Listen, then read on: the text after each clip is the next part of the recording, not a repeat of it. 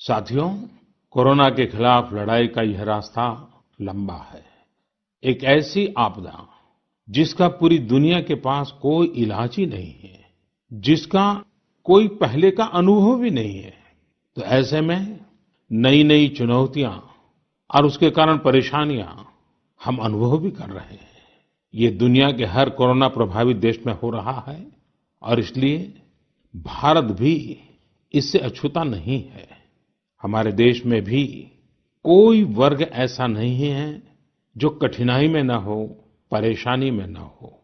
और इस संकट की सबसे बड़ी चोट अगर किसी पर पड़ी है तो हमारे गरीब, मजदूर, श्रमिक वर्ग पर पड़ी है। उनकी तकलीफ, उनका दर्द, उनकी पीड़ा शब्दों में नहीं कही जा सकती। हम में से कौन ऐसा होगा जो उनकी और उनके परिवार की तकलीफों को अनुभव न कर रहा हो। हम सब मिलकर इस तकलीफ को, इस पीड़ा को बांटने का प्रयास कर रहे हैं। पूरा देश प्रयास कर रहा है। हमारे रेलवे के साथी दिन रात लगे हुए हैं। केंद्र हो, राज्य हो, स्थानीय स्वराज की संस्थाएं हो, हर कोई दिन रात मेहनत कर रहे हैं। जिस प्रकार रेलवे के कर्मचारी आज जुटे हुए हैं, वे भी एक प्रकार से अग्रिम पंक्ति में खड़े कोरोना वॉरियर्स ही है। लाखों श्रमिकों को ट्रेनों से और बसों से सुरक्षित ले जाना, उनके खाने पीने की चिंता करना, हर जिले में क्वारंटाइन केंद्रों की व्यवस्था करना, सभी की टेस्टिंग, चेकअप, उपचार की व्यवस्था करना, ये सब काम लगातार चल रहे हैं और बहुत बड़ी मात्रा में चल रहे हैं। लेकिन साथियों, जो दृश्य आज हम देख रहे हैं, इससे देश को अतीत में जो कुछ हुआ, उसके अवलोकन और भविष्य के लिए सीखने का अवसर भी मिला है। आज हमारे श्रमिकों की पीड़ा में हम देश के पूर्वी हिस्से की पीड़ा को देख सकते हैं।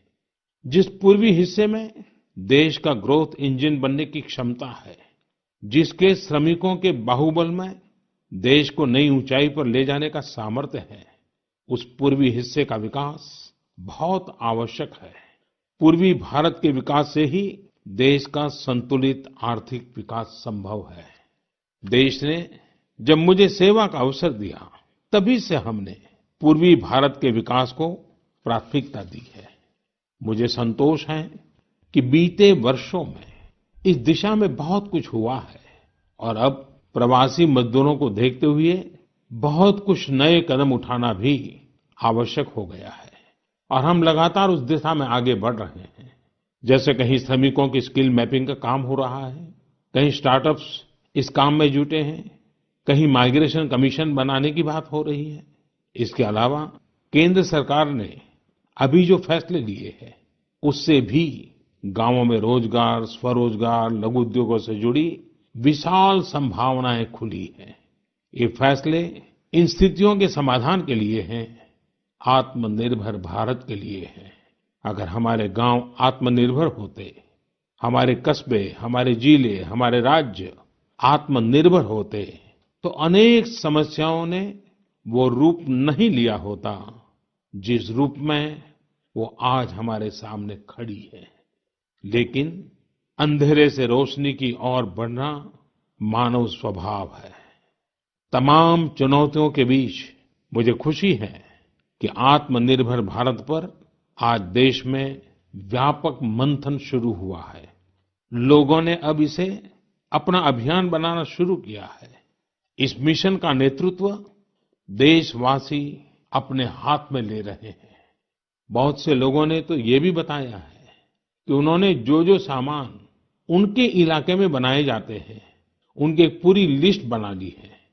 ये लोग अब इन लोकल प्रोडक्ट्स को ही खरीद रहे हैं और वोकल फॉर लोकल को प्रमोट भी कर रहे हैं।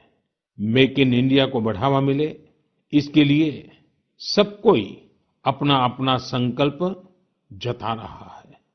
बिहार के हमारे एक साथी श्रीमान हिमांशु ने मुझे नमो ऐप पर लिखा है कि वो एक ऐसा दिन देखना चाहते हैं जब भारत विदेश से आने वाले आयात को कम से कम कर दे चाहे पेट्रोल, डीजल, ईंधन का आयात हो, इलेक्ट्रॉनिक आइटम्स का आयात हो, यूरिया का आयात हो या फिर खाद्य तेल का आयात हो।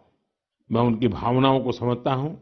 हमारे देश में कितनी ही ऐसी चीजें बाहर से आती हैं जिन पर हमारे ईमानदार टैक्स पेयर्स का पैसा खर्च होता है, जिनका विकल्प हम आसानी से भारत में तैयार कर सकते हैं। असम के सुदीप ने मुझे लिखा है कि वो महिलाओं के बनाए हुए लोकल बैम्बू प्रोडक्ट्स का व्यापार करते हैं और उन्होंने तय किया है कि आने वाले 2 वर्ष में वे अपने बैम्बू प्रोडक्ट को एक ग्लोबल ब्रांड बनाएंगे। मुझे पूरा भरोसा है आत्मनिर्भर भारत अभियान इस दशक में देश को नई ऊंचाई पर ले जाएगा।